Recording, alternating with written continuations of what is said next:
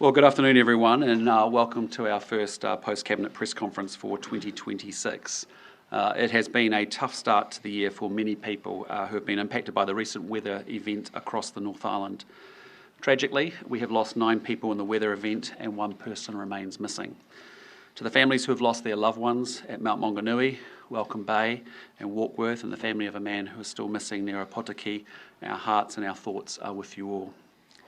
Over the last few days, Mark Mitchell and I have visited a number of communities across the North Island and seen firsthand the devastation. Some people have lost their homes and their livelihoods, and others have been isolated after major roads have failed. While this weather event is not of the scale of Cyclone Gabrielle in terms of the number of people affected, for those who have been affected, the impact is significant. Our priority right now is finding accommodation for those who have been displaced. I'm advised that there are around 500 people across the North Island who are displaced and assessments are ongoing. Yesterday, the government activated the temporary accommodation service to help those people access temporary housing. We are also focused on getting supplies into communities that are currently cut off while we clear the slips and assess the damage to the roads. State Highway 35 on the east coast and State Highway 25 in the Coromandel have both suffered significant damage and will take some time to repair. Kiwi Rail is also assessing its lines. Health New Zealand is monitoring the impact on the health system and supporting people experiencing mental distress, while the Ministry of Social Development is working with people who need financial support. And so today I'm announcing 3 actions the government is taking in response to this weather event. First, I can announce that the government is making available $1.2 million to support affected regions with immediate and pressing needs through the mayoral relief funds. This is, of course, on top of the annual government contribution that has already been made to this fund. Government contributions to mayoral relief funds provide a valuable mechanism for early mobilisation of financial assistance to communities after an emergency. Local authorities distribute these grants to help people, families and community groups get back on their feet. Across government, assessments are underway in affected regions to establish further need, and we are ready to provide further support as ongoing needs become clearer. A further $1 million will be provided to reimburse marae that have provided welfare in response to this weather event and to allow them to replenish and continue to build their resilience. Marae have been exceptional in the way that they have stepped up to support their communities. They have provided shelter, food and care to people in need, and I cannot speak more highly of them. Mark and I had the privilege of visiting some of these marae in Northland over the weekend. I came away feeling incredibly proud and humbled by the manaakitanga shown by everyone there. There is, of course, existing funding across government to support recovery efforts following natural hazards and weather events. That includes, for example, the Natural Hazards Commission, which has up to $700 million available for claims from this event, the New Zealand Transport Agency, which has over $700 million allocated for emergency work on local roads and state highways. The Ministry for the Environment has $7.2 million to help local authorities clear emergency waste, and the Ministry for Primary Industries Rural Support Trusts have funding to support rural communities. Secondly, I can announce that I have appointed Chris Penk as Associate Minister for Emergency Management and Recovery. The severity of last week's weather means the recovery is going to take some time and will involve many different government agencies. Chris Penk will support Mark Mitchell by leading the coordination of the government's response, with responsibility for bringing together government agencies to ensure a joined-up response. And then finally, as part of his new delegation, I've also asked Chris Penk to bring advice back to Cabinet on the potential scope of a government inquiry into the events at the Mt Maunganui beachside holiday park last Thursday. There are many questions being asked, including whether there was a missed opportunity to evacuate people sooner. 6 families are grieving the unimaginable loss of their loved one, and they deserve answers.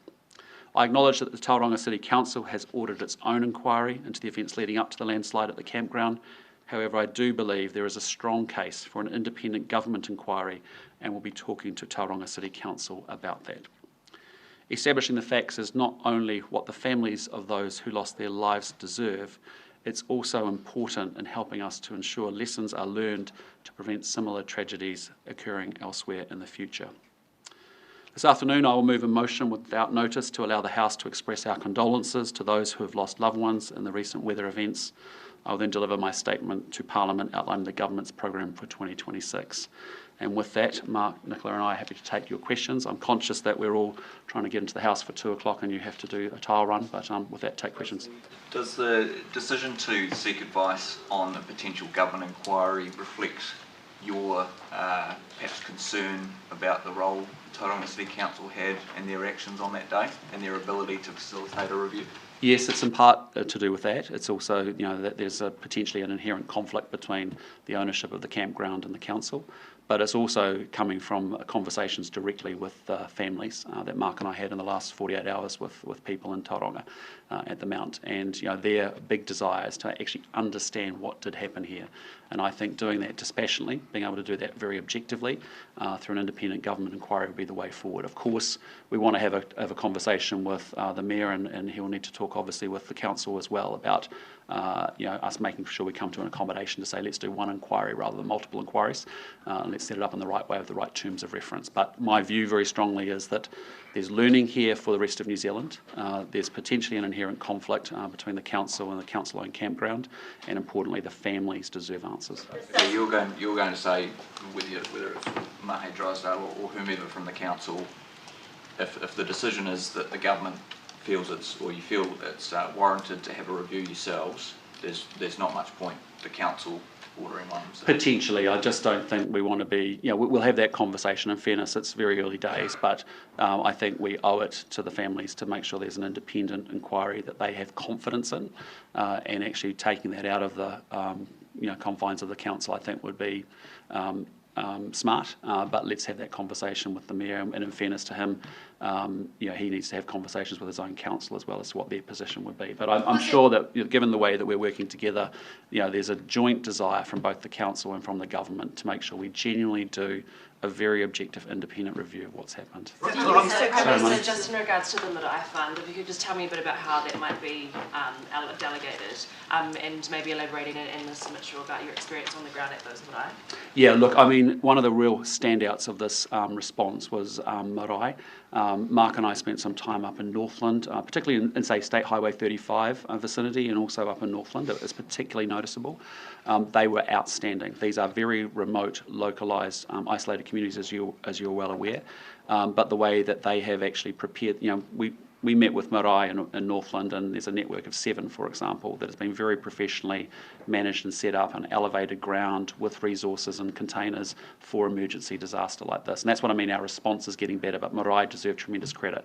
I just want to make sure they have depleted their resources, and I want to make sure that actually, and they've done an outstanding job, I want us to make sure that we are replenishing those as quickly as possible. Will their allocation, sorry. I was just going to say, you asked for my observation. It's quite simply that over the last 2 years, so we're now at about 24 local states of emergency. Iwi are very good at emergency management, without a doubt, and they always step forward for the entire community, and they're able to provide facilities and support that is often required when people need it most. It's not just iwi that stand up, it's community groups. We saw that through this one. We had lots of organised community groups in isolated communities that stood up and provided support. Our rural sector and rural community are also very good at emergency management. They also stand up and provide an enormous amount of support. And you'll hear me say, and I believe it, having been involved in it now on a steep learning curve for the last 2 years, the best response is a whole of society, whole of community. And I'd just add that our budget decisions have reflected the growing role of marae as community hubs following natural disasters. You saw us, after Cyclone Gabrielle, allocate significant funds, including for the relocation of marae, so they were more resilient and safer in future. More recently, we have made funds available for the Regional Infrastructure Fund, for the rebuild of a marae in Opotiki, and rebuilding community facilities in Ratana. We recognise this as vital community resilience infrastructure. And it is impressive, we've got solar panels on, we've got batteries, there's been a real upgrade, but they are, exactly as I said, community hubs, and the teams have done an outstanding job.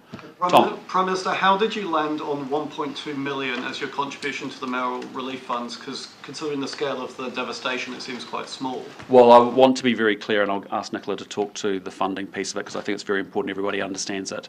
This is just about immediate money getting straight out to those 5 councils, essentially, or 5 groups, regions, and quickly getting cash dispersed to immediate needs that people have, practical needs of food and other things.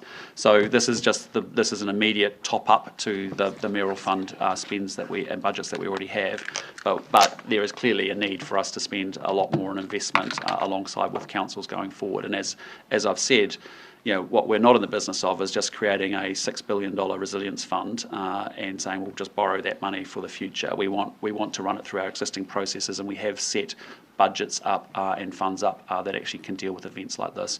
Maybe, Nicola, if you want to talk to it, just so, because I do want everybody to get a very clear understanding that this is, don't misunderstand the top-up of mayoral funds, which is a very tactical, practical, immediate a piece of funding. That is not the be-all and end-all here, of course. Yeah, look, the key point is that there are hundreds of millions of dollars available across government for responding to this event. So we can envisage, for example, that there will be significant work needed to repair and replace roads.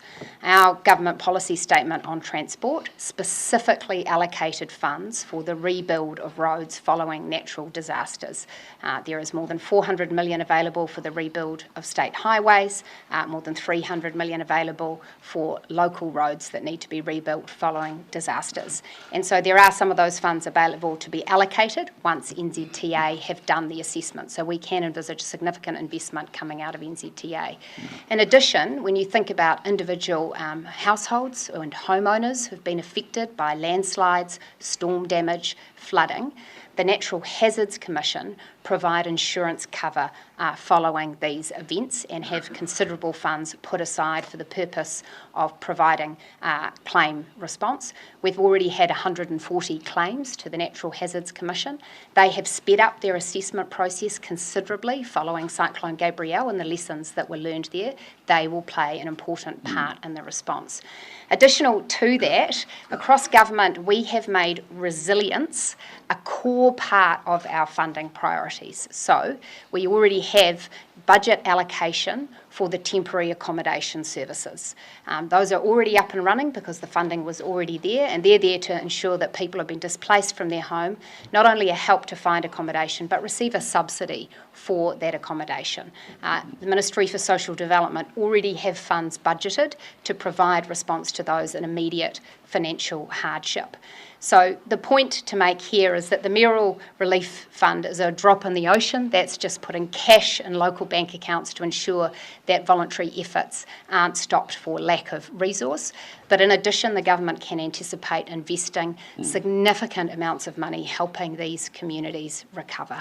Different pots of money that you referenced at the top, Prime Minister, 1.5 billion there. How much of this do you foresee needing to use in response It's way too early for us to say at the moment. We've still got 5 regions that have got local states of emergency, so in theory they're still in the response phase. Having said that, we've met with the mayors, we've talked with the mayors, Mark has been in constant contact with them and their CEOs as well. We've got ongoing meetings that have already happened this morning between regions and between the government as to what they think those needs may be shaping up to. We can't give you a number yet, but suffice to say I wanted to reassure you that there is funding aside, there is plenty of money here to actually do the job that we need to do to stand with these communities. But we also want to make sure we are, it's all about execution now. We've had a fantastic response, sadly, to this event. Everyone has worked together well. I'm very proud of the join up. I'm proud of the way that everyone is operating in a much smarter, better way than we were historically. We're getting better and better, as I say, to the response. But now we've got to be really excellent at getting recovery. Sometimes it took us too long to respond to Gabrielle, for a number of reasons. I thought the way it was structured at the very beginning, and that's why I want to make sure we're working with councils directly. That marae funding will that make them? Sorry? With that marae funding, the $1 million, will that make them whole? And if it doesn't, will you top that up? Our assessment is that it definitely, based on the money that's been expended over this event, that will certainly help, and cover their total I cost. imagine so. Again, Te Pōnu Kōkiri already have budget allocated funds to support marae and community response, so this tops up that fund, but they have some discretionary funds available as well. The 2.2 announced today, 2.2 million, where is that coming from? The between budget contingency, so the government, as part of our prudent budget management, always sets aside funds that are available for events that transpire after the budget and throughout the year, and I can advise that we still have funding left in that between budget contingency. It's also possible over the coming weeks that we would make allocations against this year's budget allowance, 2026 budget allowance, although, as I say, there is still funds remaining in the between budget contingency. We'll take 2 more questions, guys, because I'm just conscious you'll want to get to the tiles. Are there going to be specific supports available to those who have lost family members in this? Look, I'll let Mark talk to that. Sorry, what was it? Can you repeat the question? Specific supports available to those who have lost family members in this? Yeah, I mean, first of all, I just want to acknowledge the police officers that have been supporting the families. They are very experienced at this. Several of them were with the families and continue to support the families from Whakaari, White Island. And talking to the Prime Minister and I, talking to the families in the last few days, said that they feel like those police officers are part of their family. And there'll be ongoing support for them, whatever they may need, whether it be psychological support. Obviously, they're getting support on the ground in terms of finding housing and making sure that they're actually being looked after. So yes, of course, there'll be ongoing support for the families. You talked about timing. You wanted to make sure the inquiry didn't take too long, but answers came quickly. Would you envision that answers becomes well before the end of the year, no matter what kind Look, I mean, in fairness, I want to make sure we've got a bit like we approached the Tom Phillips inquiry. We took our time. We're very prudent, very sensible about it. Worked our way through very well-defined terms of reference. I want to make sure we do exactly the same here. So I can't, unfortunately, give you a timing. But obviously, there's a desire. It's about how well it's crafted at the beginning, how well framed are the terms of reference that'll ultimately determine the timing here. Did you consider putting Chris Penk in cabinet to be able to really take this role forward? Look, as I've said to you, I will make changes around my cabinet and my team as needed in the future, and I don't feel any compunction to do it at certain set times of the year. But Chris Penk's been an outstanding minister. He's done an exceptionally good job on building and construction. There is some adjacency to the tasks that he has here that I'm asking him to do about execution and making sure things get out into the regions. But he can do the job very effectively from where he sits. Sorry, finally, Minister Willis, is there $1 billion US in the New Zealand Treasury to spend on joining the Trump or the US Board of Peace? Or is that something that just can't be envisioned at this time? Look, I haven't been advised on that matter, so when I have, I'll be happy to answer your question. Okay, I think we're going to stop, guys, because we need to get to the Parliament. Thanks so much.